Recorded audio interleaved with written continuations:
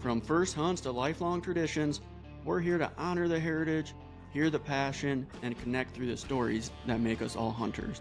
Grab your gear, find your stand, and listen in as we share another journey that shapes a hunter's legacy.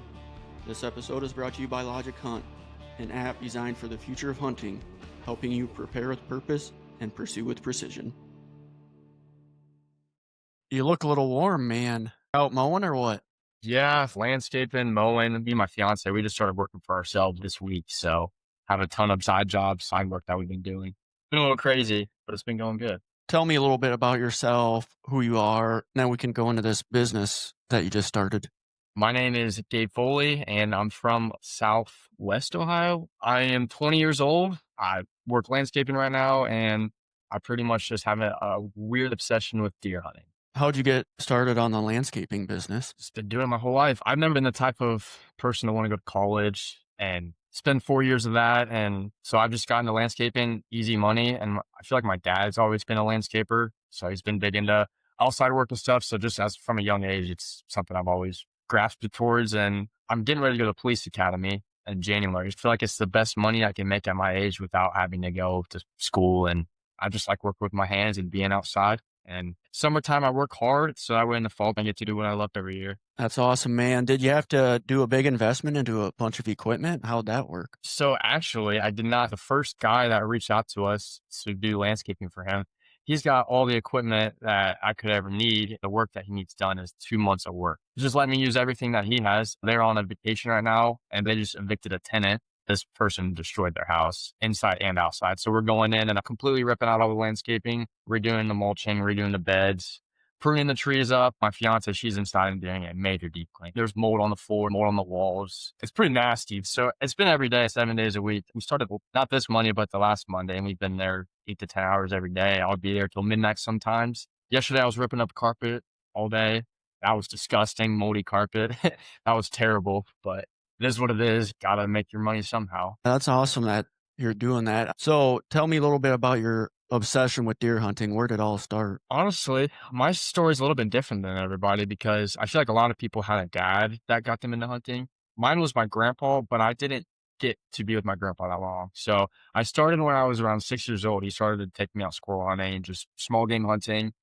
And I would say about 7 is when I went out deer hunting for my first time, and I would just go out with him. And he was only a gun hunter, and I don't exactly know why. I have so many questions that I was left with to try to answer. He had his old bow and stuff, but he never bow hunted. He was just a big gun hunter. So every winter, December is when our gun season starts. He would take me out. We'd go every week, and he was a big ground hunter. I didn't come from trail cameras or really going out and scouting for deer. My grandpa would go to a property, read the sign, and ground hunt. He had a couple stands that he would go sit, but the majority of the time he was ground hunting. And looking back, probably wasn't the best way to do it, but he got it done. I give it to him. He got it done almost every single year.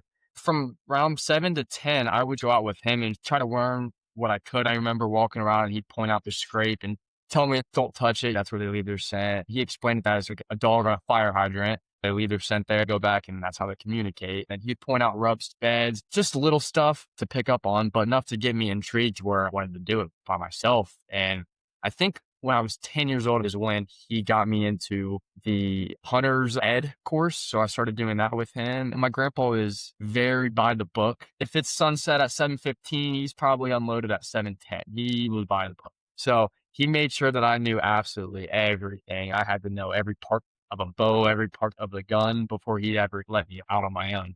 He really got me into it. And then when I was 11, I ended up passing. I got like a 92 on my course, and he thought that was the greatest thing ever. So he took me out the next year. I never killed a deer with my grandpa. But when I was 10 years old, he got cancer when I was in 3rd grade. He got pancreatic cancer, stage 4, and they gave him a month to live. The next few years, he wasn't really able to take me out hunting. But as he was fighting cancer, I got into a church. The youth pastor there was a very big archery hunter. Since my grandpa wasn't able to take me out much anymore since he was battling his cancer, I ran into a youth pastor. And when I was 13 is when I went on my first ever archery hunt. I'd never been hunting this early in the year. I'd never even been hunting in October before. So he asked if I wanted to go. I was like, absolutely. He gave me a crossbow, and sat me in a ladder stand. He walked me to there and sat me in the tree and went on his way. As soon as daylight hit, about 85 yards in the field, I was sitting on the edge of the field. This buck was bedded right on the edge of the corn in the CRP, and I could just see his rack sitting there. This was probably the second or third time I'd ever even seen a deer in person like that while hunting. I'd always just see him far away hunting with my grandpa because I don't know. He always set up in the gun spot. So we were always seeing deer far away, never close. This was the closest I'd ever seen. I had watched this deer for 2 hours. This deer would not move. I mean, it was like 25-mile-an-hour winds. It was crazy. And this deer was not moving. Well, about 2 hours later, around 10 o'clock, he stands up. He starts sniffing around. He's walking.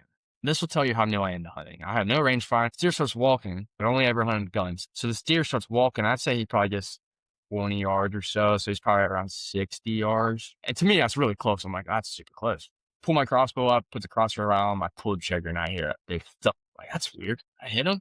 So I text my grandpa. I'm like, Grandpa, I just shot one. What do I do? And he was like, text Brian and I'm sure he'll come get you. So Brian comes and gets me and it's like, where'd you shoot him at? So he's like, walk me over there. So I walk him over there and I'm like, shot him right here. And he's looking, looks at the stand. He's, you sure you shot him right here? I was like, yeah, I promise. And he ranges to the tree, 68 yards.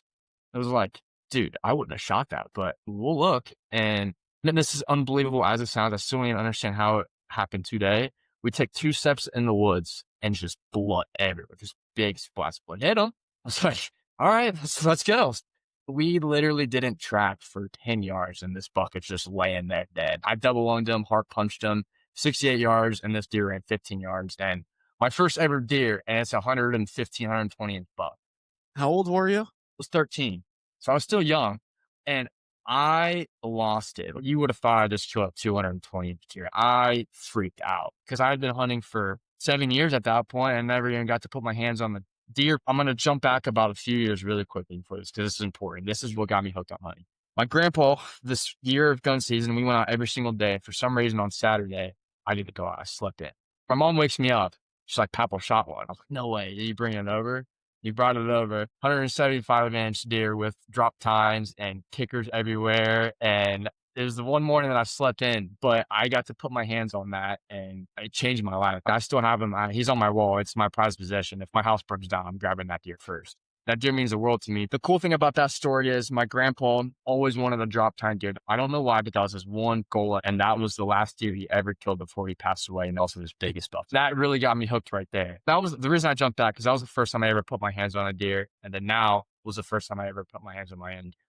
That was a really cool experience. I didn't kill it with my grandpa, but that was the one deer that my grandpa met me at the deer processor. I got pictures with my grandpa with the deer. My grandpa was ecstatic for me. It was honestly probably one of the best memories I've had to this day of him just meeting me there with his little chemo pack on. He's still battling cancer, but he loved it. I loved it. If it wasn't for him, I truly don't think I would be in it because my dad doesn't hunt. My brother doesn't hunt. My cousins don't really hunt.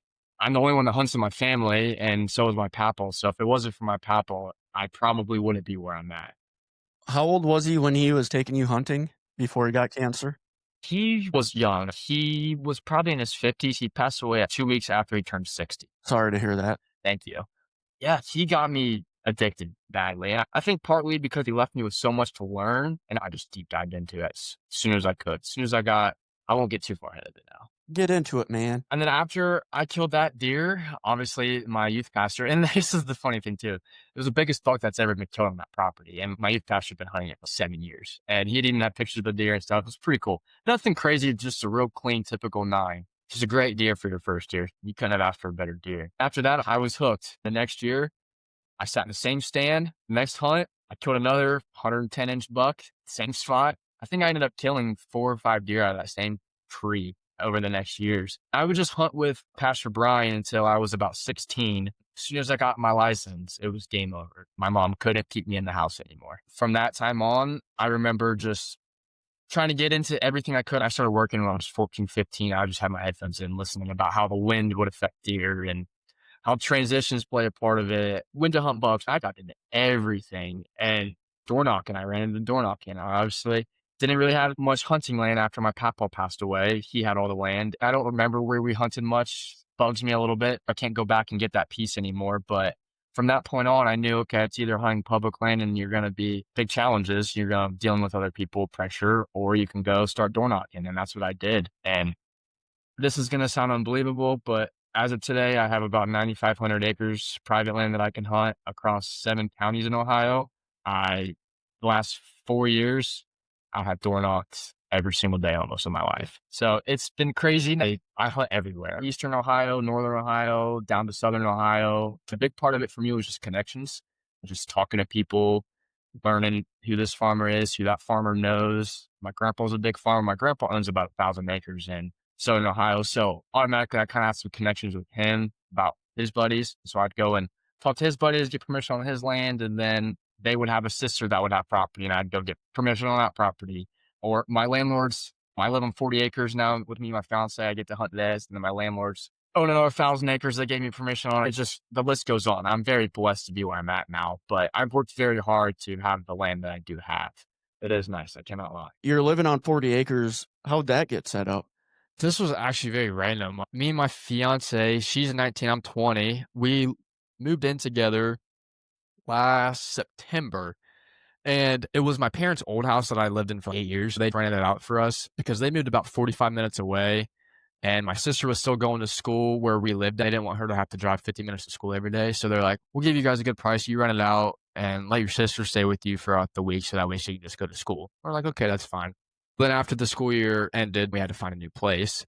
And we were looking at apartments. Apartments are freaking crazy. $1,200 up to $2,000. One day we were just on Facebook, and one of my old teachers reposted this house. It was one of her old students, and they were renting it out. 40 acres, pond, about 2 acres of woods, 2 barns, an old farmhouse. And we were like, yes, let's go check that out. So it's about 50 minutes the opposite way of my parents, but we drove up there and we loved it. We said that we wanted it. About 3 days later, they came back and said that they were going to go with a different family. We were pretty much heartbroken. It was pretty sad. 3 or 4 days later, they reached back out and said that that family couldn't provide first and last month's rent and asked if we wanted it. And we were like, yes. So we hopped right on it. And next day, U-Haul was here and we were moving in. And that was in March. So we've been here for a couple months now, but absolutely loving it here. Man, you got turned around that quick. It was crazy how quickly it happened. Yes, exactly. Is 1-5 or 5-0 in the opposite direction of your parents? 5-0 opposite direction. So I'm about an hour and 30 from my parents. Is that good or bad? Depends who you ask. If you ask me or my fiance, I think it's good for me to get out and grow up a little bit. I'm only 20, so I'm still young, but it's a big adjustment. I like it. I don't not see them. I just saw them yesterday. I see them pretty much weekly and stuff. I'm really close to my family still. My parents live on 60 acres, so I hunt their property. And my grandpa lives right down the road from that, so I hunt his property too. I'm always up there doing something.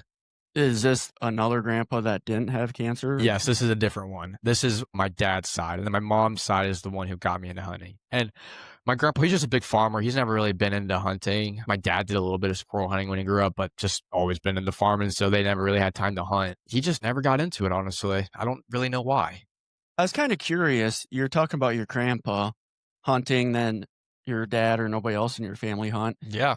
But that makes more sense as your grandpa on your mom's side. He's got a son. He's big in the military, but he never even got into it either. I don't really know why. And even my grandpa, I just found out about this a few months ago. My grandpa's siblings and his parents, they didn't even hunt. So I don't even really know how my grandpa got into it. It's just weird. He just started it and blessed it towards me, and hopefully I can put it into my brother and my kids in the future. So I think you're like the 17th episode I recorded, and you signed up at the perfect time because when I posted that, I kid you not, between now and September 4th, I have 18 to 20 episodes scheduled. Dude, that's awesome, though. Congratulations. Which is great. It's going to be a rough couple of months, but some people are going to have to wait after recording 3 months to hear their episode, whereas yours, literally the one I post Monday was the last one I had recorded. That's why I threw the Hail Mary out on Facebook. So you'll be a week from Monday. Sweet. But what I was getting at, out of those 16 or 17 people I recorded, I bet 3, maybe 4 of them didn't have parents that hunted. Really? But I guess I'm not the only one. So one of them, Chase, I can't remember if he had some buddies or something. He just got obsessed with hunting for whatever reason when he was a kid, watching it on TV. And his dad's like, Where the heck did you get interest in hunting? So his dad talked to buddies, got some gear, and took him hunting. Now he and his dad both hunt. Then Don Good from Kentucky, I can't remember if he was military. It leaves you with a lot. When you get into it by yourself, you don't know absolutely nothing. So I guess it makes you want to learn everything a little bit more. You have to do better if you don't have somebody to go ask a tip to or ask how to do this, how to do that. You just have to figure it out on yourself. A lot of trial and error through over the years. I didn't really have anybody to teach me how to hunt. My dad hunted mostly shotgun hunting, and he tried teaching me how to bow hunt, but he never bow hunted. None of my buddies were really bow hunters. One of my best friends today, I'm 36, so I probably met him when I was 18, 19, was a real first close buddy I had that bow hunted. I had never hunted the wind, didn't know anything about trail cameras. You never got to go hunting with your grandpa? I have one or two good memories of black powder hunting with him. And one was we pulled in, we're going evening hunting. He is messing with the gate, he's unlocking it, and we start walking through, and 4 does jump up, and I couldn't get the hammer back on the black powder. So they got away. So I remember having that experience with him. And then one time we were shotgun hunting, this was in December, and we were up in one of our stands. The stand was like 35 foot up in the tree. That's perfect, man. He built it himself out of wood, but all the way up had a swivel seat. I would sit on the ground and he would sit in the chair. Or he would always be like, "Hey, you can sit in the chair. You have the gun." I'm like, "Grandpa, you're not sitting on the ground. I'm not making you sit on the wood floor." So I'd always let him have the chair and I'd sit on the ground. And one time he starts patting me, he's like, "Gabe, there's deer. There's deer." And I get up, I'm real excited. They were like 150, 200 yards away. But I do remember there was a nice 10-pointer with a group of 4 or 5 does. And they worked towards a pond and watched them for a little bit. And they ended up just not coming in. But I remember seeing deer with him for the second time. That was a really cool experience with him. It's a tree stand or one of those tripod deals? This was a tree stand, a wooden tree stand he built into the tree. It sounds like a tree house. Pretty much. This thing was ginormous. I was terrified to climb up and down it. It was pretty terrifying. It's part of the highest I still have ever hunted. Good times, though.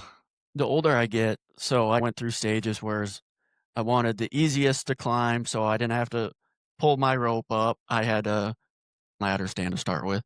And then when I met my buddy in college, he's, "Oh, man, you got to get 25 foot in the air." So I've been doing that for the past 10 years. And it's nice because you can get hidden behind some of those big branches, especially oak trees. They carry leaves more. But the more I do it, you realize, okay, you have such a sharp angle. It just closes the window of that wheelhouse you have to hit in. So you're more likely to single lung and stuff like that. I'd say 20 foot's probably the sweet spot. Do you do a lot of saddle hunting? Never saddle Never. hunting. Do you? I do. That's pretty much 90% of my hunting. Because I have so many spots now, I can't afford to put a hang on everywhere. So I got into saddle hunting 3 years ago. It's been a game changer, honestly. Tell me about your setup. So I run Latitude Classic 2 saddle. I run the tethered Skeletor sticks and a trophy line Onyx platform. Everything's different. That's what I've been running with for about 3 years. My first year, I started with the Latitude Classic. And then my second year, I went to a trophy line saddle. Not bashing it, but I just didn't like it. It just wasn't for me. And I actually ended up going back to my Latitude saddle, and I love it. The mobile game has honestly changed it for me, and I feel like my encounters have increased and my opportunities have definitely increased having the saddle. It's nice being able to carry in under 10 pounds and being able to get up in any tree that you want to, especially if you walk in and you're scouting on your way in, find a nice scrape or a nice trail, you can set up right on that. I absolutely love that part of it. I saw a TikTok. I think it's a new platform, but it looked pretty sweet. It came in a box like inch thick and just so small. And it was a brand I had not heard of. I think there's something called Arsenal or something like that. And it's really flat. They're expensive. They're like $350, $400, I think. But I looked at those years back when I was 16, 17, 18. That's what I spent every single last penny on. And now I can't really do that anymore. So I'm glad I did it when I could. It's the Razor Mag 2.0 by Arsenal. How much is that going for? $300. Yep, it's pricey. It's pricey. It's apparently a really nice platform, though. I've heard some great things about it, and especially that brand. What does this thing weigh? Like under 3 pounds. That's insane. What sticks did you say you used? The Skeletor sticks by Tethered. Everybody talks about what sticks they use or whatever, and XOP 2.0. Yep, XOP is a big one. That's what most people say just because of the price or whatever. But honestly, where I hunt, It's just 40 acres. I have 3 permanent stands and just the cheapest sportsman's guide sticks or whatever. They're Yep. easy to get up I use those on- still. once they're set up, man, but I sure as hell wouldn't want to carry them around. Yeah, I don't blame you on that. And don't get me wrong, I still have some hang on stands of some spots that I'm just you have to put a hang on there because there's always deer there no matter what every year. So there's no sense in hauling all that saddle stuff in and setting up. And there's a couple parts of the saddle that I don't like. Yes, you can be quiet with it. I don't care what anybody says. You cannot be 100% quiet. You're going to make a little bit of noise setting all that stuff up. So that really bugs me, especially going to set your platform down. It kind of screeches a tree or bites into the tree. Those are a couple parts that I don't like. So I do like having a couple spots where I can just slip right into undetected and get up right in and not set anything up. Those are really nice to have too. These tethered Skeletors aren't that expensive. They're I think really they're not. only $50 more than XOP, if I remember right. I think they came out with those. They're the knockoffs of the one stick that they have. They have a really expensive stick that's $400 or $500 for a set of 4 of them, and those are like the cheaper version of them. So they work great for me. I'm looking right now, the one sticks. It's $500 for 4 of them. Dude, That's it's still cheaper than insane. Lone Wolf. Yeah, lone wolves are crazy, which I don't know if you know this, but Cody DeQuesto, he helped make the XOPs. He helped design all the XOPs years back. From what I understand, he got away from Lone Wolf. There's something with the name, and Lone I Wolf can't Customs remember. now is what it is. I listened the Hunter podcast. They had Cody on, and it's pretty crazy if you didn't listen to it. There's a bunch of crap that went down between Lone Wolf and XOP, and now it's called Lone Wolf Customs. It was a big ordeal, but it was pretty cool to hear all that and how they started. I that can't out. remember the company that was Lone Wolf. I do need to get a mobile setup because the stuff I've hunted for a long time, the 40 acres, is 2 hours away. Have you ever done the single stick? I have not. That freaks me out a little bit. I don't understand either. not carrying the weight, but my God, that'd begin a Charlie horse reaching down. How do they hang onto the tree while they grab the stick? This is just what I picked up from videos. Saddle hunting, you get to the top, you have your tether, you set your tethered in, and that's what holds you to your platform. What they're doing is they are setting their tethered as they go up the tree. So they'll put a stick on, put their tether, they'll hang down, they'll take that stick off and then put it above them and then pull themselves up, move their tethered up. So they're basically moving their tether with their stick as they go up. I don't exactly know how they ascend, but they have some sort of tool where they can ascend all the way down. I don't think I could ever do that. It'd freak me out a little bit. It's more Man, like Spider-Man to me. you have all these clothes on. It's not agile stuff, so you're reaching down. Like I'd sweat so much and I'd just be freezing as soon as I get set up. It'd be cool to have some lineman shoes where The they climb spikes? yeah. That would be cool. And I actually have seen people do that before on YouTube. There's a couple guys that have tried that out. For your saddle, are you doing the lineman belt around? Yeah, I do. Sometimes it's not smart, but sometimes I don't. If it's just a really straight tree and it's a really easy climb, I'll just set my stick, climb it up, set my second stick, climb up, put my other stick. Sometimes I only hunt 3 sticks. I don't really hunt that high. I look for cover. I don't go for height. I look for ground cover. If the deer can look up and if there's a bunch of honeysuckles you got to look through to get to me, then okay, I'm probably good sitting at 10 foot. So a lot of my sets, I'm under 16 foot a lot of the times, I would say. I don't really hunt that high. Unless I have a hang on set, then I'll try to hang it 20, 25, just because it's going to be permanent. But I don't really hunt that high when I'm going mobile. How long does it take you to get set up when you get to a stand, and how long does it take you to get down? Depends how efficiently I'm doing it. Sometimes I'm just being an idiot and I mess up every time. Even though I've done it 100 times, I still mess something up. I feel like 15 minutes, 10 minutes I can get in pretty much set. If I was timed, I was really trying to go quick, I could probably do it in 8 minutes. It's not that hard, but I have a big belief on you can ruin your hunt before you even get started. So I take my time on setting up and make sure all my movements are very strategic and I'm not making a bunch of noise or my metal's not clanging together. So I will climb that tree an extra 3 or 4 times if I have to, just so that way my metal's not banging against each other. I really take my time on setting up. Then how do you have it set up for your bow? I'm assuming if you're going straight up without going up and down, you just have a standard rope that hopefully doesn't get tangled up. Unfortunately, it has gotten tangled. Many times it's gotten tangled to a point where I pull my bow up and it'll pull a stick off the tree. And I'm like, this is going to suck when I have to get down. So I usually have a bow rope that I have. It's usually about 20-foot bow rope. And I'll go ahead and clip it to my saddle and then I'll clip it to my bow and then I'll start climbing up. I usually don't clip my bow until I'm literally set up already, and then once I get up, I can just pull my bow up. Sometimes I'll just place my 4 sticks, go up, place my platform, climb back down, get my bow and tie it, and then I'll go back up and pull it up. It's a process, but I don't know. Like I said, sometimes I'll pull my bow up and it'll hit a stick and clink metal. I try to be very smart about it. It just seems like these ropes, they have to be laid out perfect. Yes. Otherwise, they get tangled up, and then all of a sudden you're halfway, and then all of a sudden you're out of slack, and it just, God, pisses me It off. makes me so mad. And I've even had it where it's gotten tangled up on the ground and I've had to climb back down just to untangle my bow. It makes me so mad every time. I've tried doing the hanging hunts back home that we call them the hanging bangs. Yep. And where I'm at, there's a lot of oak trees and silver maples. The silver maples don't have any branches, so I'm always glued to these oak trees. And once I start climbing up those bastards, I realize this strap isn't long enough, and it just never goes right. It's nice. I like the saddle hunting. Usually, I would say I'm right around 10 pounds, so it's not terrible. I don't carry a lot with me. I just carry my saddle stuff with me. I usually will carry a bow hook, and that's really about it. I'm a minimalist when I'm hunting. I don't like to bring in a lot of gear. I lose a lot of stuff too. I've lost releases in the woods, lost my phone in the woods. I've lost car keys in the woods. So I really try to take nothing in the woods if I can because I will lose it. I lose my own butt if it wasn't attached to my body. You don't have a backpack? I do. I do have a backpack, but my backpack will just have sticks on my platform, maybe a water bottle, and that's it, honestly. I really don't carry much besides my bow rope, platform, and sticks. I used to hunt without a backpack.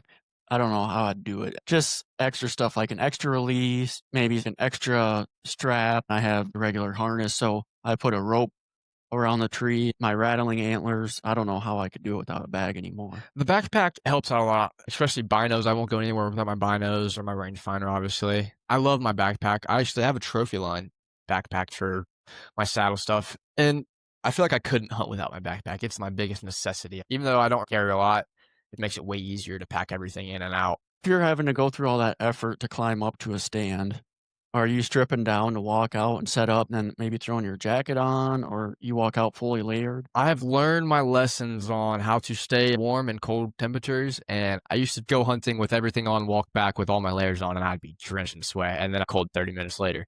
So I started doing it where call me at whatever you want. I wear Sitka. So I put my base layers on. I walk in with my base layers. When I get to my tree, I should change socks because my feet get cold really quickly. So I usually bring 2 pairs of socks in. I usually sweat the one pair out and I'll put on another pair of socks before I get set up. Once I get to the tree, I'll put my pants on. I'll put my jacket on. And if anyone's never tried Sitka, it's no joke. It really is some of the warmest stuff I've ever put my hands on. You will sweat your balls off walking in if you're wearing it. So I always take it off and put on my bag, and I will try to walk in with as little as possible. As soon as you start walking, you're going to get warm. You're going to start sweating no matter what temperature it is. So your body heat will warm up, and then once you get to your stand, I usually try to trap that body heat as I'm already warm, and that usually will keep me pretty warm for the most part. I'm not saying it's better than everything else, like Kuyu or First Light. I don't know if it's better. It works for me. I'm not going to sell and buy something new, but Yeah. what do you wear for base layers? Base layers. So I actually have the merino, I think it's the lightweight, the pants. And then I don't exactly know what it's called, but any of my other military guys out there will know. My dad's military. And so if you look at the merino wool, you know it has that like square pattern on the inside. Whatever this military stuff is the exact same. My dad has this old base layer. It's an old zip up and these pants. And that's what I wear as my base layers. It's the exact same as a Sitka. I don't know what it is, but it's this tan looking stuff. I'm sure if any of the other military guys up there, they all have it, but it keeps me so warm. I have the Strata set up, a Fanatic and Equinox. I even have some of the Western stuff because I do a little bit of Western hunting too. So I have the green pattern and the white pattern. Those are the 2 patterns I have. I used to just wear heavyweight merino. Then my base layer, at least on the bottom, would be the Equinox. They look like tights. They're tight around the ankles. Oh, I love those. I have those. Have you ever heard of oh shoot. It goes under your stratus. They're like joggers. I forget what they're called, but it is the nicest thing I've ever worn in my entire life. Made by Sitka? You put them over your base layers and then your stratus pants over them. I think it's called the Equinox midi pants. Oh, I love those. It's the best thing I've ever put my money They look towards. like skinny jeans. I tell all my friends, if you're going to own a piece of Sitka, get that or the base layers. That would be my favorite, that and the Fanatic vest. I don't have the vest yet. I would love it if I could get it. I wear their very lightweight merino wool. They just came out with it last year, the year before. It's not to stay warm. Then I wear the synthetic base layer over that, and the merino wool suck up your sweat, and that synthetic will help evaporate it. Then on my bottoms, I wear the Equinox middies, then the Stratus bibs. Then the top, I wear that lightweight merino. Then I'll wear the Fanatic hoodie. When I get to the stand, I walk out with my Stratus. Now that I got my base layer figured out where it'll wick sweat, then I'll put my Fanatic on when I get there. I had it so many times where I was putting my bibs on in the stand, I'll just get busted. Would you say that it keeps you pretty warm, Chico? You like it? Oh, yeah. It's good. It's good stuff. The It's where it's windproof at. is no joke. If anybody wants to try it out, go get it. Go get one of their windproof stuff. Go start driving your car and stick your arm out the window, and you will not feel any wind touch your skin at 50 mile an hour. It's crazy. I think their Fanatics too much. I have the full set. I think it's too much. Too much money or too much, like, you sweat in it. Just too bulky, too warm. Yeah. It's very warm. If it's negative 20 degrees and you put it on, you will be drenched in sweat. I don't care what temperature it is. It'll make you sweat your sack off. I have Osseo gear too, and I love Osseo. Don't get me wrong. It's great stuff. I want to try their most expensive stuff just because it looks less bulky. The Yeah, it bulk is is. where the Fanatic just, you can't carry the stuff out to your stand because it doesn't fit in your backpack. I like Joe Miles a lot. I'm a huge fan of Joe Miles, and he started that company. I always go to the Ohio Expos every year, and I always run into him, and I usually like to pick up a piece or two of their gear just to help support them. Osseo, they're a great brand, so How often do you wear your Fanatic setup? not often. It's got to be pretty brutal for me to want to take that thing in, and it's just a pain to haul in. It doesn't really fit in your bag. You don't want to wear it in, so my only option is I usually just throw it around my shoulder and walk in with it, and then it gets caught on everything. If you're only wearing the Fanatic once or twice a year, I'm considering selling mine. Look at their vest. It's perfect for bow hunting, just when it's a little chilly because you have that full hand muff. You got the Yeah. rangefinder thing. It doesn't restrict you, keeps you warm. Man, that and the Equinox midi are my two favorite items from Sitka. I've tried the Stratus jacket out. Have you ever heard of Vance Outdoors? So it's kind of like a Cabela's for us, but they were having Sitka on sale. Long story short, I ended up getting the Sitka Stratus jacket for $55. It was only a large, so I wore it for a few days and it didn't fit me, so I ended up selling it. The Stratus jacket is really nice, and once I get the money, I'd like to get my hands back onto it. What, do you just have the Sitka pants now? Yeah, I have the Stratus pants. I have they're like the mountain pants. They have knee pads in them. They're meant for saddle hunting. I have those. I have the Fanatic jacket. I have one of the midweight zip ups. Then I have, I'm not good with all the names of it. Do you have the Fanatic bibs? I don't have the bibs because the Stratus pants and the Equinox midi keeps me posty. So I've never had to get the bibs before. That's what I'm saying, man. Get rid of that Fanatic jacket, buy the Stratus and the Fanatic vest. It fits in your bag. You still have the Stratus jacket. The Fanatic bibs, they're They warm. are. You don't need to put bases under them. It's just too much. I have another jacket and it's bugging me, but it's a really nice jacket. It's the puffy one. That'd be nice for packing in your bag. It packs down perfectly. It's windproof too. I'm a big duck hunter too, so I have the duck oven, and I wear that a lot while I'm deer hunting, and that thing is no joke. Is that just a jacket? Yeah, it is. It's the puffy jacket, but it's insulated. It's windproof. It's supposed to go under your waders, but it is no joke. I almost like it better than the Fanatic. I would say I probably wear that a little bit more than I do the Fanatic, even though it's for duck hunting. What do you wear for boots? Boots, I have, Crispies. I think that's what they're called, yeah. Or I probably said it wrong. They're Everybody raves about them. really nice. My mom got them for me for Christmas, so I only got to use them throughout December and January and shed hunting. They're freaking no joke. They're the most comfortable boots I've ever had. I used to just wear Under Armour boots, but these are way nicer. Are they lace up or what? Yeah, they're lace ups. They go a little bit past your ankles. They're really nice for scouting and mountain hunting, going out west. I can't wait to take them out west this year. So yeah, they're really nice boots. I would definitely recommend the crispy boots for sure. What do you wear when it's really cold? Boot wise, Yeah. I've worn those. They lasted me through December and January, and they're completely waterproof, so you can wear them in the snow too. They're really nice. My feet did not get cold that much. I need to look into those. I wear the Danner pronghorns 1200. God, I think that's what I wear when it's real cold, but bow season, I wear rubbers is what I Yeah. wear.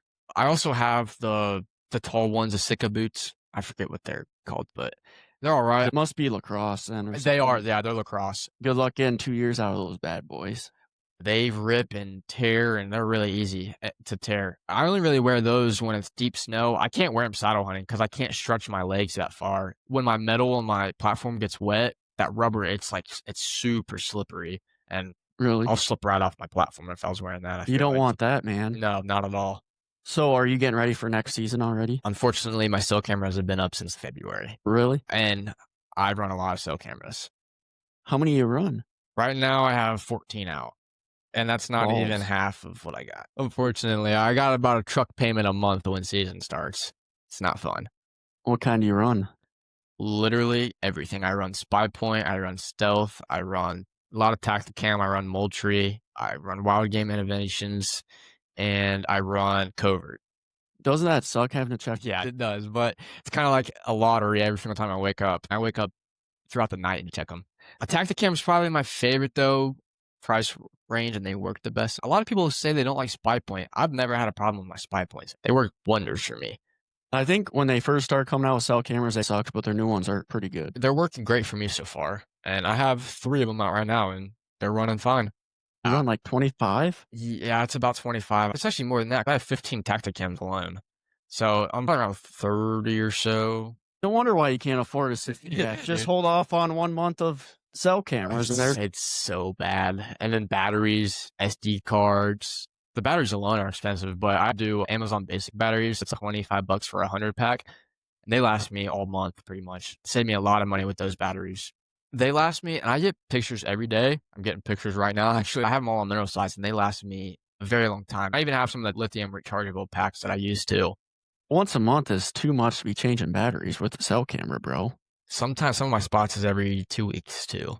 And all of my properties are like an hour and a half away. Then I have some properties that are 3 hours apart from each other. It's a job. It's literally a full-time job. Every weekend I'm running around doing something, changing batteries, moving cameras, refreshing scrapes. And then you don't even want to see my inventory list on all my deer. I pretty much know any buck that walks in front of my camera. And How do you organize it? so I have files that I just go by property and sometimes by age class too. And sometimes I even do my target bucks. I usually have one folder every year that I have all my targets in. I have all my 2, 3-year-olds, 4-year-olds, and then I go by property. And then I'll also go back through and I'll write down when they came through, what time, wind, the pressure, what the moon is, all of that stuff, where I think he was coming from. Sometimes I'll throw on why I think he was doing that. And sometimes that can really help me hone into where they're bedding or how I should hunt them. If I have the same deer that is historically doing the same thing, you can pick that 2 or 3 day window that he's going to maybe daylight and hunt those days. What weapon are you using primarily now? Bow, archery is what I mainly use. A couple months ago, I got a new bow. For the last 3 or 4 years, I've been shooting an Elite Cure. I absolutely loved it.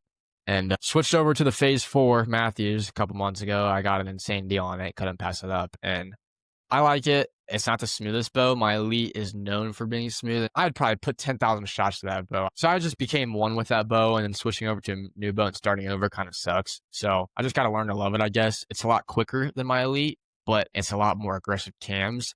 So I just have to get used to that. This will be my first year with the Matthews, so we'll see how it goes. Is it the shorter or longer version? It's the 31 axle, so it's longer.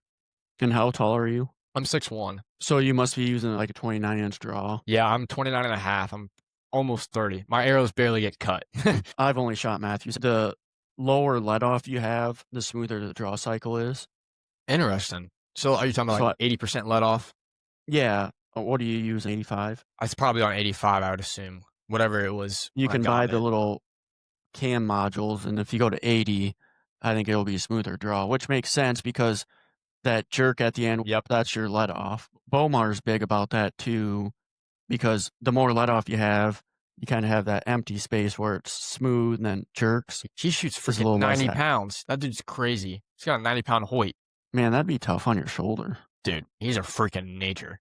Love or hate him, that dude, he's ripped. He would strangle me. That's all I can say. You started off on a crossbow. I did. How long did you use a crossbow before switching to a compound? Honestly, so thankfully, my buddy Brian, the youth pastor, he was like, I'll let you use it. But if you're going to get into it, you're going to have to switch to a compound bow eventually.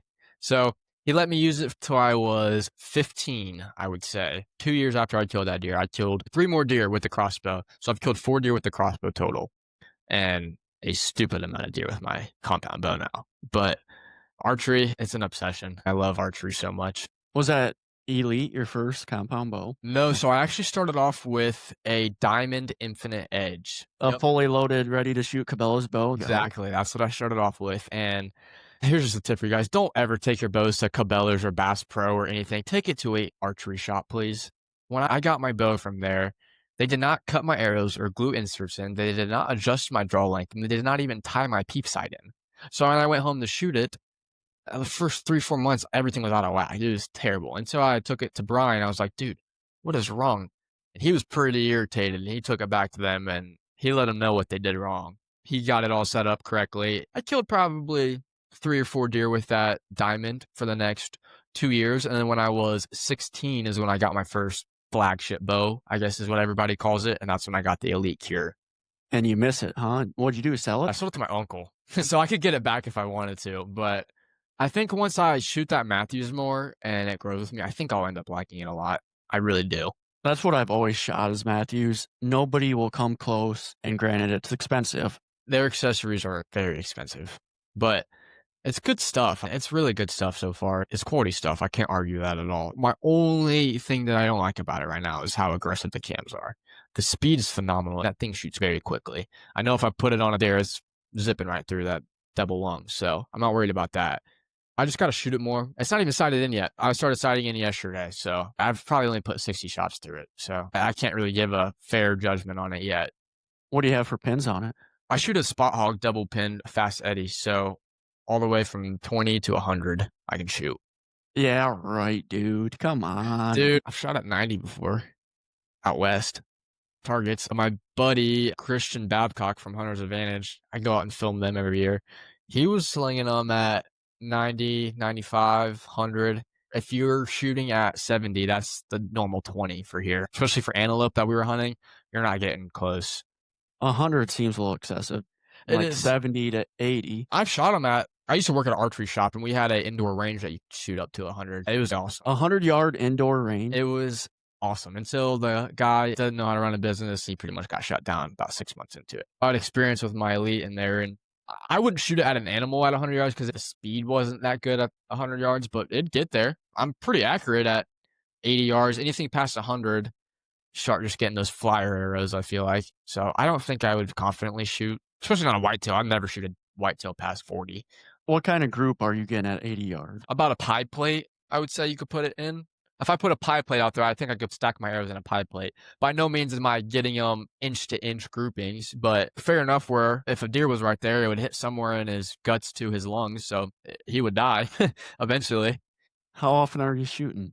Every day, for the most part that I can. I love shooting. I don't look at it as a chore. Oh, I have to go shoot. I enjoy to shoot. It's a mental thing for me. It clears the mind out. You can't think of everything that's going on in your life while you're shooting, or else you're just gonna shoot like crap. You really have to focus when you're shooting. And after a long, stressful day, come home, get the bow, I'll go put 10 shots out. Sometimes I'll even shoot 1 shot. That's good practice for me too, because usually you only get 1 shot at a deer. So I'll take 1 arrow out, go set up, shoot it at 20 yards. Especially before hunting, I'll shoot 1 arrow before I leave.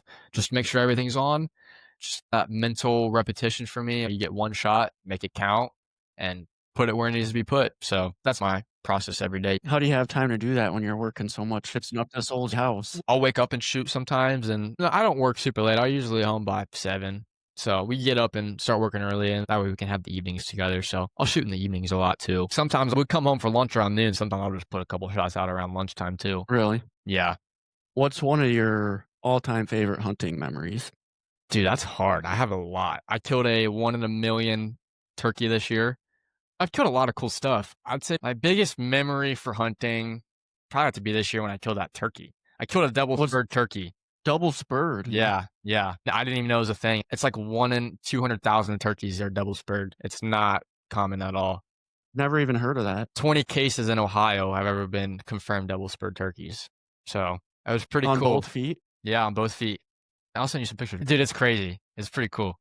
Double bearded is, I wouldn't say it's common, but You hear about it a fair amount. Look at those pictures. Those are just little nubs, man. Yeah, they're considered spurs, though. That is pretty cool. I've seen a couple of them on the internet before. Every year I see a few of them. Do the But second spurs ever get much longer than that? if they do, it's very rare. Just that bird even growing that was very rare. And he had a 11.5-inch beard. Everything's on film. We sat up at 6:30 and he was dead at 6:35. It was just a cool hunt with my buddy. But my most memorable hunt ever would probably be my biggest buck to date. And I can get into that story if you want. Let's do it, man. So this was 2023, not last season, year before that. It was just crazy how it all went. Because the morning I was hunting this big typical 14 at a different spot. I had my saddle gear all set up in that tree, and I climbed down around 11 to go get some lunch. Went home, got lunch, and I was on the way back out to that spot. I called my buddy, just talking to him before the hunts, and he was like, "Dude, why don't you go hunt at your grandpa's?" I was like, "Dude, I don't know. I've never really hunted it before. Yeah, there's a couple good deer out there. There's like a 175 out there. There's a really good deer. I don't know why I wasn't hunting it, but he convinced me to go hunt out there." So I literally turned around on the way to this property, changed my mind, and I was like, okay, I know there's a ladder stand here. I'll just go get up in this ladder stand. It's on this big cornfield tree line that connects two different bedding areas. That stand is halfway in between those bedding areas. It's perfect because the corn was still standing. The wind was hitting me right in the face. So as soon as I walked in, I knew I'd be undetected. Walked right up to my stand, got set up. As soon as I climbed down, I saw this scrape. That scrape was 28 yards away. And I told myself to range it. I never ranged it. And I kept telling myself, I was like, dude, just range it. Just range it. I never ranged it. About 2 hours into the hunt, there's a honeysuckle patch to my left. And you can't see in it, but I just noticed a deer's butt. I just saw his butt really quick, like his tail. So I was like, I don't know if it's a buck or doe. So those little deer cans, the green cans. Oh, yeah. The Primos? Yep. I picked that thing up and I hit it 2 or 3 times, and that deer, I could just see its silhouette stop. About 3 minutes later, he's still just staring in that direction. He ends up jumping the fence, and when he jumps the fence, it's just this freak of nature. 15 points. He had points going everywhere. I'm shaking. This is the biggest deer that's ever been in front of me now in my life. The stand had been there for 20 years, so there's no cover at all. As soon as he jumps that fence, he's looking right at me. My bow's on the hook. I can't do anything. I even was like, you probably should just hold your bow this whole sit. The deer's looking at me, and he knows something's not right. He's trying to figure me out. He's just moving his head, sniffing the air. He's trying to win me. He's literally staring into my soul, which feels like 5 minutes. It's probably not that long, but he's looking right at me. That would have been a frontal shot. So then he turns to his left. So now he's quartering away from me. As soon as he turns away, I go up to grab my bow. All in one motion, I grab my bow, go to full draw. I stop him. I'm thinking he's at like 25 yards. So I just put it right at his mid body. I shot right over him, and Really? instant heartbreak. I was crying. I was heartbroken. I called my buddy. I told him what just happened. I was like, dude, you still have 30 minutes left. Just calm down, sit the rest of the sit, see what happens. I'm like, nah, I'm getting out. I hate this. I'm never hunting again. But he calmed me down, and I was like, whatever. I'll sit the rest of the sit. Not even 20 minutes later, I start seeing Rack coming through the corn. He's in the standing corn. I just see Rack, and he eventually works his way to that scrape that I was talking about that was right at 28 yards. Okay, I can either shoot him right now at 28 yards as he's working the scrape, or I can just let him do what he wants to do. And that's what I chose to do. So I'm just watching him. My bow's still in my hand. I never put my bow back up on the hook after I missed that other deer. And I knew what deer it was. Called him Mr. Clean. Really nice, typical 10. He has 2 inches deduction. He's as perfect as you can pretty much get as a 10-pointer. I knew it was him right away. So he's hitting this scrape. And I'm telling myself, do I shoot him now or do I let him work his way over into me? And that's what I chose to do.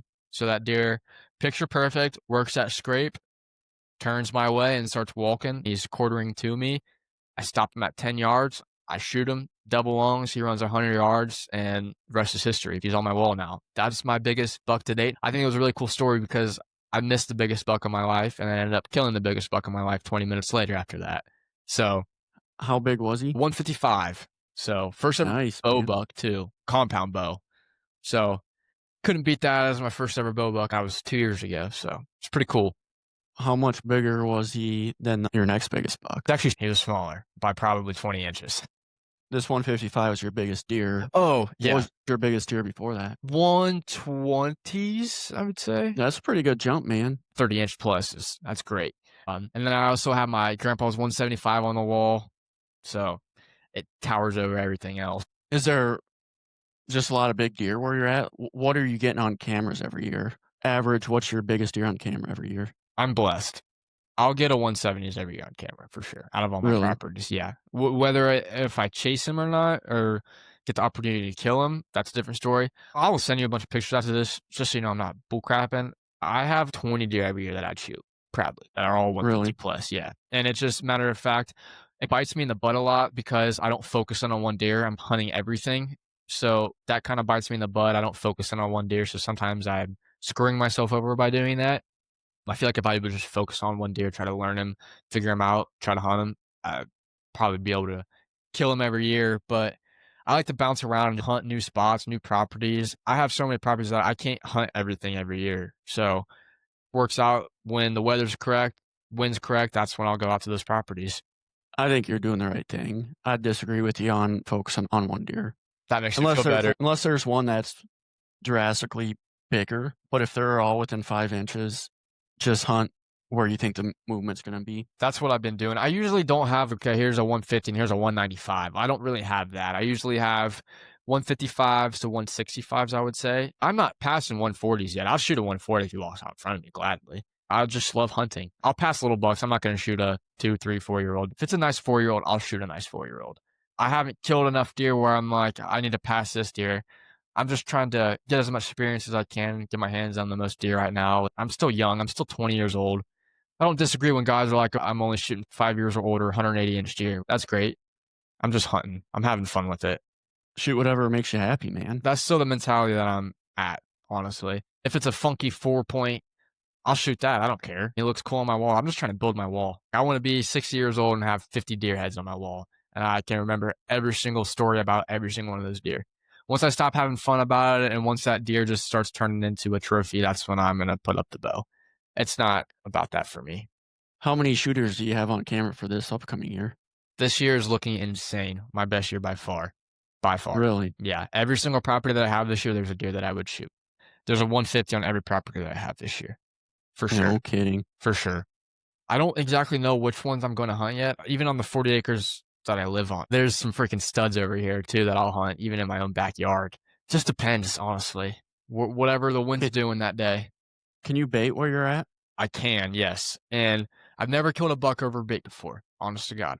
I killed does over it. Not saying I don't hunt over bait, but I don't think it helps you out that much. I know people think it's cheating and stuff, but a big buck knows that a corn pile is not supposed to be in a 200-acre block of woods. So I run minerals. I run a lot of minerals throughout the season, and I'll even continue mineral sites throughout the winter. But I'm not saying I don't put out corn. I do, but most of the time I'm hunting a trail to that corn. I'm hunting off of the corn or using it just cameras to see when that deer's coming in. And I've never had a big buck come into a corn pile on me. It's just never happened. Not saying I wouldn't shoot it if he was on the corn pile. I'd be just as glad to shoot him. I don't think it's as big as a advantage as some people make it out to be. My opinions are a little bit different. I'm sure you're against it. I'm not against it. If baiting's legal, you got to do it to not put yourself at a disadvantage. Hunting is getting out of whack. I know baiting's different than technology, but I would miss cell cameras if they got banned. At the same time, they're an unfair advantage. I'm right there with you. It's helped me out a lot being somebody that doesn't have another figure to ask what to do. Cameras have really helped me out. I can't say I'm proud about this. I feel like cameras really got me into hunting, like big buck hunting. Because I finally was seeing what's out on the properties. Before, just going out with my grandpa, just seeing whatever would walk out, only seeing forkies or spikes. Putting those cameras out and seeing what's out there really was like, oh, crap. He's out there. It just started a whole new motivation for me about putting cameras out, seeing what's out there. And then I was like, okay, what else is out there? So I started getting more cameras, put more out there, and just a big chain of events, honestly. The deer I shot last year, he's 155, 10-pointer. Stud. He'd been around for a couple years. I'd taken afternoons off for 5, 6 days in a row. He was living across the road. I could tell that he was spending the night across the road. The only reason I killed him is the day before I told my boss, I'm not using any more vacation. I'm not going to get this deer. He's not spending the days over here. He just comes over after dark, leaves before it's light out. I got a picture of him at 9 o'clock in the morning in my timber. And I said, This is the last time I killed him that night. The only reason I killed him is because of a cell trail camera. Because if that SD card would have been there, you'd have no clue that he was in there until a week or two later. You hear so many stories. I'm not going to knock anybody that does it because I did it. It's legal. That's the reason right there why they should not be legal. I have your point on that. And the 150s that I killed, no corn pile. I had pictures of them. I knew exactly what deer it was. And so I wouldn't say the cameras is what killed it for me. That was my first ever sit on the property when I killed that deer. Never been out there before besides putting cameras out. But I could definitely see how a cell camera could be the reason or not the reason you killed that deer. And a lot of the times it's the reason why or why not you're hunting. If your cameras aren't pinging and they're not giving you pictures, odds are you're not going to be out in the woods. But I will say this too, your cameras are not telling you everything. That's what I've come to realize because I never hunted my papa's property due to the reason of I wasn't getting any deer on camera. I hadn't seen that deer since September.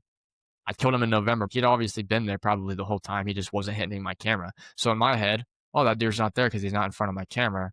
Realistically, he was just 150 yards down the tree line where my camera wasn't. So after killing that and seeing how that played a role into it, now I don't really pay as much attention to what my cameras are doing. I use them more as a tool or a resource of when that deer was there. If the wind's good, temperatures are good, odds are I'm probably going to go hunting, either if my cameras are telling me to go hunting or not. So that's the way I look at it now. Would you be mad if they got banned? I would be salty, I feel like, because I have a lot of money into it, a lot of time invested into them.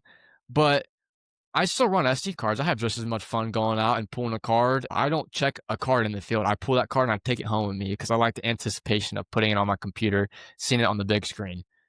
I wouldn't mind it, and it probably wouldn't change the way I hunt at all. I want cell cameras. I shouldn't say I want. I would be perfectly okay if cell cameras went away and stuck to just regular cameras. I would be okay with that too. I feel like that would push a lot of hunters away. A lot of hunters are hunting now because it's getting easier and easier. I'm a big believer in that. I'm also a big believer in the next 10 years that hunting is going to skyrocket and be way better than it's ever been. I think so because I feel like there's a lot of the old timers that they've been doing the same thing, the same ways, and they won't change to new ways. You have the same people saying, oh, I shoot the first thing that walks out in front of me. I don't have people my age that are shooting spikes because they don't want to post that deer on social media because they're going to get hated for it. So, my opinion, I feel like guys my age are hunting a little bit harder. You've seen younger guys killing bigger deer than we ever have in our generation, I'd say. And I feel like it's the same group of guys that'll shoot this first thing that walks out in front of you, kill that 2 or 3 year old, which I don't care if you do or don't. I'm not going to tell you what to shoot, what not to shoot, but I don't see a lot of people my age shooting spikes, but I feel like a lot of the older generations that have been doing the same thing over and over again are going to continue to do the same thing. While in my generation, we might kill a 140s, but we immediately want to do better and kill a 160 and get better. Have you ever lost hunting permission because the property got sold? No, never have. In 10 years. This was the first year, but it was just because the landowner moved to a different state. It wasn't because it got leased out or anything. If you had permission on 8,000 in 10 years, I'd be surprised if less than 20% of that gets sold to a big hunter and you lose permission. That's why I think hunting numbers are going to go down is access. I agree with that, but then I also will say, and this is for my generation alone, my generation is lazy. They don't want to hunt public land. Public land is going to be a lot more open in the next few years because guys of my age want to hunt over bait or private land. You guys are used to the grind and going days or years without seeing deer. Public land will open up because guys my age don't want to hunt public land. The smaller guys are selling out to the big guys. So one guy might come in and just offer 4 adjacent landowners a bunch of money. So he has this big property. Yeah. And those guys don't want to hunt public. So they just cash in and give up. Which I would go hunt public if that's all I had. I love hunting too much. I'm not in it just because I have to go kill a deer. It's the one thing that I've always known to do. It's the one passion I've always had ever since I was a young kid. So I don't think private land is the reason why I do hunt. I have hunted public land. I small game hunt a lot of public land because I'm not going to go squirrel hunt on my deer property, obviously, and shoot a bunch of guns on there. One of those guys that wants his cake and eat it too. Yep. But I've never dealt with guys leasing out my properties or anything like that. A lot of times my landowners aren't about that. They'll tell them to kick rocks. My grandpa's been offered millions for house developing. and he's declined it every time. He's never going to sell his property. So I will at least always have some property to hunt. And I have another farmer about 2 hours away from me. I have 4,500 acres just from him. He's one of the biggest farmers in Ohio. I know he's never going to sell. That property has been in his family for 250 years. So I have that unlocked. So I don't know. I'm just pretty lucky. I've heard a lot of guys losing a lot of land, and it's sad. It's really sad. I think hunting numbers are going down, but I was saying that I think deer size wise, deer class, I think that's all going to increase because of less hunters. Oh, I'd agree. That's what I was saying. I don't think hunting is necessarily going to get better or worse, but I do think there's going to be bigger deer in the future due to there's more people nowadays that aren't really wanting to shoot a 100-inch deer and post on social media. Social media has almost ruined hunting in that sense because I hate when somebody posts a deer and somebody's saying, oh, you should have let it go another year or something like that. I do not agree with that at all. But when that is happening so much, I feel like it is forcing people to not shoot that deer, that first deer that walks out in front of them because they have that in the back of their head. Last year when I did that, I got flamed by everybody. So not doing that again. And as sad as that is to say, I see that every year, unfortunately. I will argue with anybody that the high-end class of bucks has gone down in the past 8 to 10 years. So I've heard that too, especially out in Iowa where you guys are from. You guys were once the land of the giants before everybody found out about it in the early 2000s. When Lee Lakowski and all those guys first started hunting, and they were killing magnums every single year over and over again. And I definitely could see why that has gone down for sure. I don't have proof, but my argument is deer size, the high end, has gone down since trail cameras. If there's no cameras and you don't know where all these deer are, you don't even know this big 4-year-old 170 exists. Yeah. So nobody's hunting, and there's more deer getting by year after year because they don't have the unfair advantage of cell cameras. So that's going to evolve into bigger deer. It's easier to kill a big deer now, whereas without cameras, people might not even know he exists. Sure. Imagine not having any trail cameras, and the only time you see this deer is by the naked eye. Be crazy. You'd be shaking even more. I can't really speak too much on that because when I got into hunting by myself, I immediately started running cameras. So before that, though, my grandpa never run cameras. My grandpa never put a bait pile out. If he knew I was baiting nowadays, he'd probably slap me in my face, to be honest with you. He's really old school. I can't speak on if I saw bigger deer before or not because I didn't run cameras before or anything like that. I just know of it now. I'm a new generation of hunting. I'm only 20 years old, so everything's new for me too. Out of all the property you have, all the trail cameras, and all the big bucks you know about, even let's just do SD cards and cell cameras, how many were out there without trail cameras, cellular SD cards? Out of all the bucks big enough to shoot, how many would you know about without cameras? I would say about 50%. I say that because I do a lot of glassing every evening and trying to find them. I say 50% because I can't be everywhere at one time. So I feel like a lot of the properties, you go out one time glassing, you don't see a buck, and then you go to a different property, you see a buck. You can't be everywhere at one time. So I feel like a lot of them would slip by me, but I do a lot of summer scouting and glassing and driving around. I feel like I would still see some of them, but definitely not as many as I do. Not even close. I feel like it would cut it down at least half. That's my argument. Think about all the big bucks that nobody would even know about. That's why I think that deer size has gone down. It's hard for me to say because I've never had a year where I'm like, shoot, this bad year. I've always had good deer to chase. I've just been very lucky, I guess you could say. I don't use the word lucky because I have worked my butt off for everything that I have. So, yeah, in that sense. I would almost bet if you didn't have trail cameras, let's say your high end's 170, 175 now, I bet you'd be way more likely to have a 190 or 200 walk by you. That would be incredible. And this year I have my first 190 on camera ever. So, see how that goes. Just think about, I'm sure you have other hunters in the area. Yeah, for sure.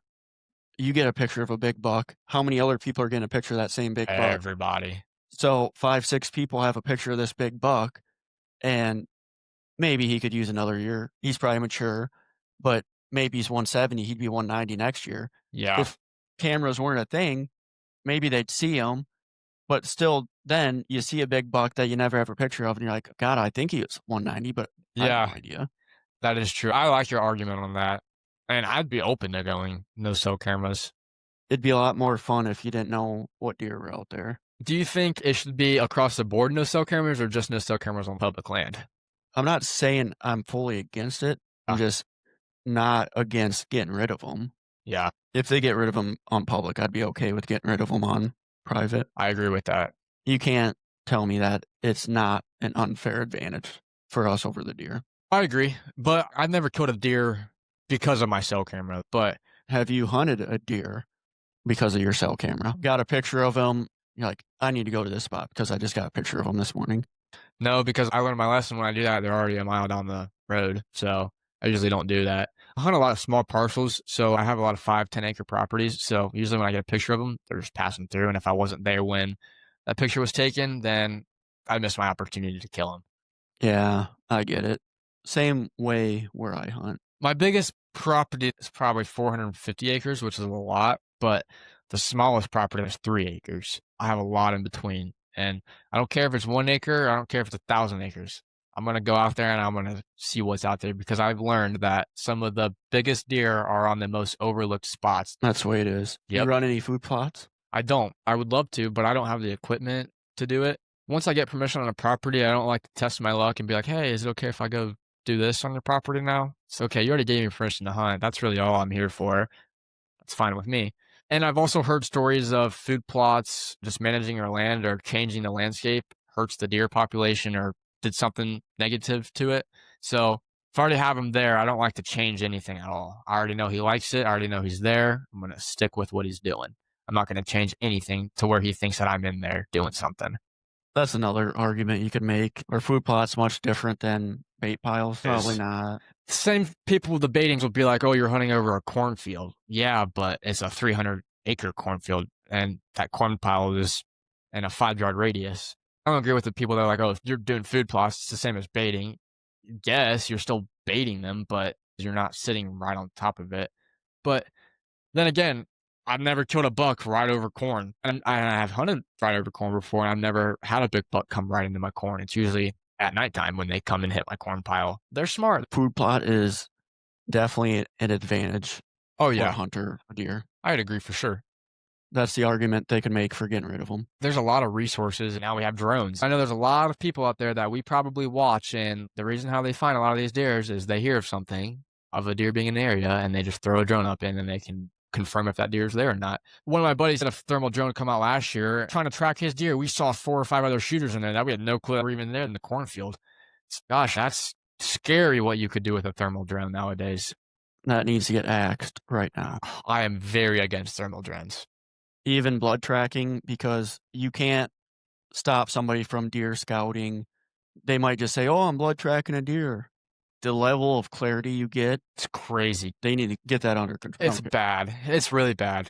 I'm not against tracking a down deer with a thermal drone. If you find a deer you shot, great.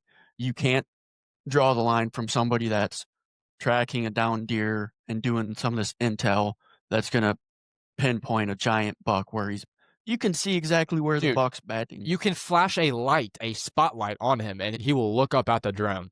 We were doing that when we would find the drone back there. We would find a couple deer that were bedded down in the corn, and we didn't know if it was the buck or not. We would spotlight them, and you could see if that deer had a split G2 or a freaking anything. You could see everything on this deer.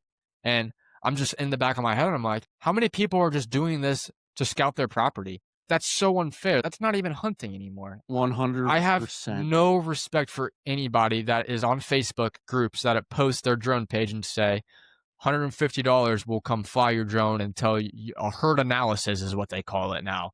Get out of here. That's not hunting. I wouldn't be against doing like the high quality imagery, but it sounds like it's going to be hard to control who's flying drones, but every single drone, I guarantee you, is tracked. FAA, 100%. that would be the easiest one for a DNR to track. And would you agree that a dog's nose is probably better than a drone? Oh, yeah. So why wouldn't you just have a dog tracker? And it's cheaper. A drone is going to find a down deer easier. That's true. I'm perfectly okay with the drones. I'm on the edge about finding a down deer with a drone, but I just know it's such a great area between herd scouting and finding a down deer. I'm completely against it. I'm on the edge about it too. about the tracking. When I first started hunting, tracking was a very big part of it, finding your deer. That's a tradition that's almost lost nowadays. People don't even have to track their deer anymore. It's not easy to track deer, especially if you don't get a lot of blood, you have a bad hit. There's a lot of factors, but as a hunter, you need to know how to react in those situations. Just throwing a drone out there, you're not even tracking them. Let me clarify. I'm not against it. I'm against it during hunting season. There's no reason a drone should fly over a hunting property during hunting season. I'm very against the herd analysis on it. It's really icky for me. I don't like that at all. I don't mind it post-season. I can understand it, but like in season, you get a new property, you want to go fly a drone out there because you want to see what deer's out there. Dude, come on, just go hunt, go scout, go glass it, go do something else besides sit in your truck and fly a drone over it. My grandpa would be sitting here right now and we were flying drones. Gosh, he would have a fit for sure. The hammer's going to come down on that really fast. And I would love to see it. And it's not going to be in favor of the drones, I can tell you that. No, I've heard a lot of stories from people in the industry that will fly drones to confirm if a deer is in that area. I think it's very weird that there's people that can kill 220-inch deer every single year. You're not just door knocking and getting lucky by finding a 220-inch deer every single year. There's more to it than that. I guarantee you there's a screen somewhere that can see a little bleep every time a drone takes off and where it's flying. It would be so easy for Iowa DNR to pull up a map and see exactly where every drone is in the air. And if anybody's going to do it, it's going to be Iowa. You guys have the best DNR, I think, for states. Because coming from Ohio, our DNR don't do crap for us pretty much. Our land management's terrible. Public land in general here is terrible. I hear a lot of good things, but you live in Iowa, so you can confirm or deny this, but I feel like I hear a lot of good things about your guys' ODNR. Like the crossbows and stuff like that. That's awesome that you guys have that implemented. There's things I like, things I don't like. I like the way the season lines up. There's an early season muzzleloader that's 5 days, but it's archery only until the first weekend of December. Then gun season's only 2 weeks, 2.5. Then it picks up. Once that closes, you have late muzzleloader and archery again. This will tell you how bad crossbows are here in Ohio. 92% of the archery deer that were killed were crossbows.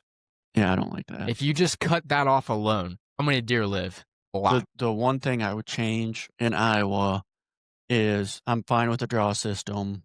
I would limit the number of bucks that are shot. Right now, I personally can kill 3 bucks a year. Unisex archery, and if you have land, you can have a landowner, so that's 3. No, I did not know that.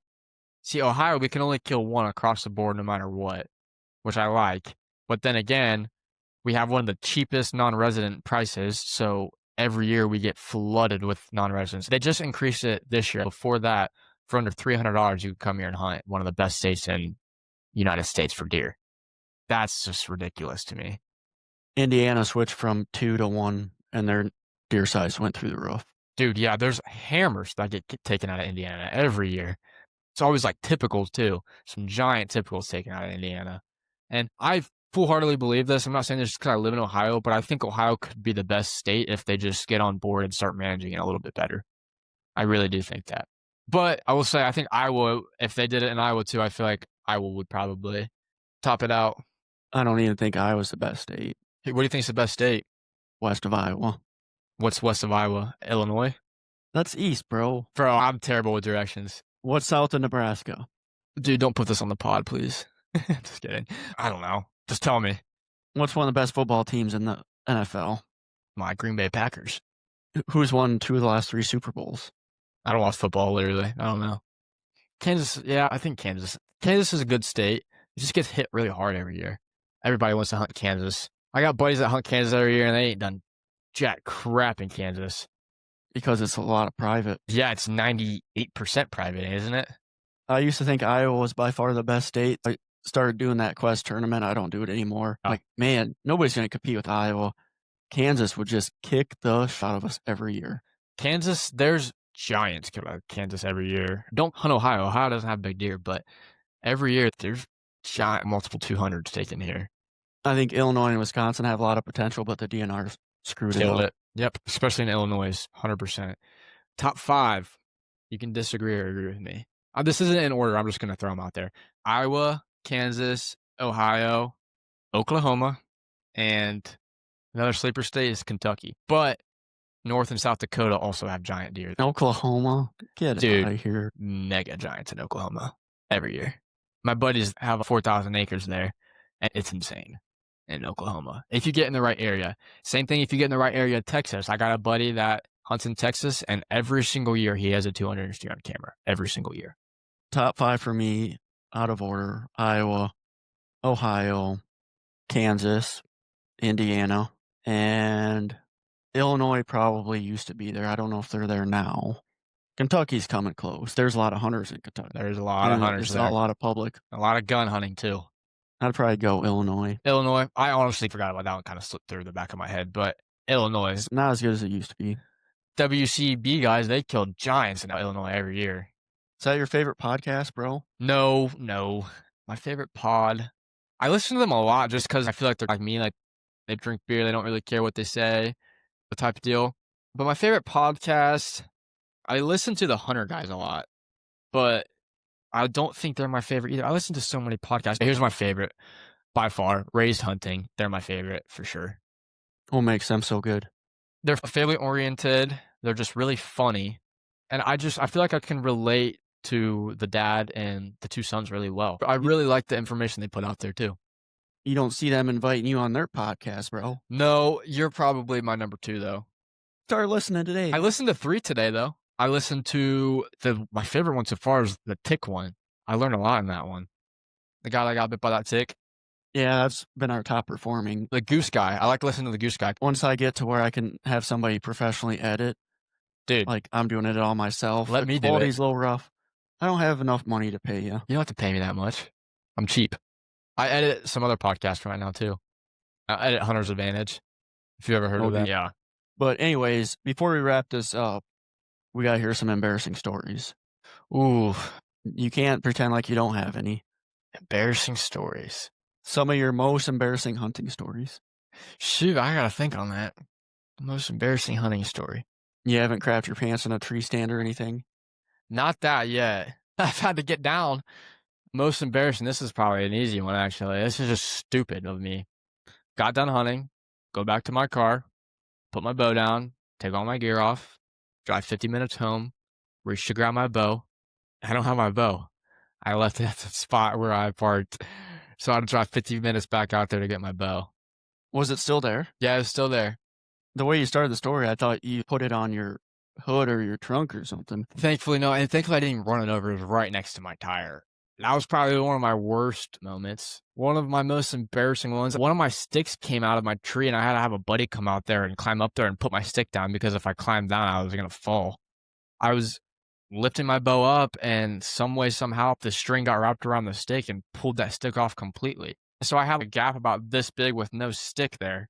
So I was like, I literally cannot get down. So I had to have a buddy come out there, come to my tree, and put that stick back on there for me so I could climb down. That would suck. Dude, it was terrible. Yeah, it was awful. I was really pissed off. At least you had a good buddy close by. Yeah, exactly. But anyways, man, it's been a lot of fun. I appreciate you joining. For all the people listening to this episode, just subscribe. Help a brother out, Help man. a brother out. I'll send everybody a gift basket full of 6-month-old apples, man. I appreciate it. And it's good meeting you, and we'll definitely be in touch. I appreciate it. Thanks for having me on. Thanks again for joining us on another episode of A Hunter's Legacy.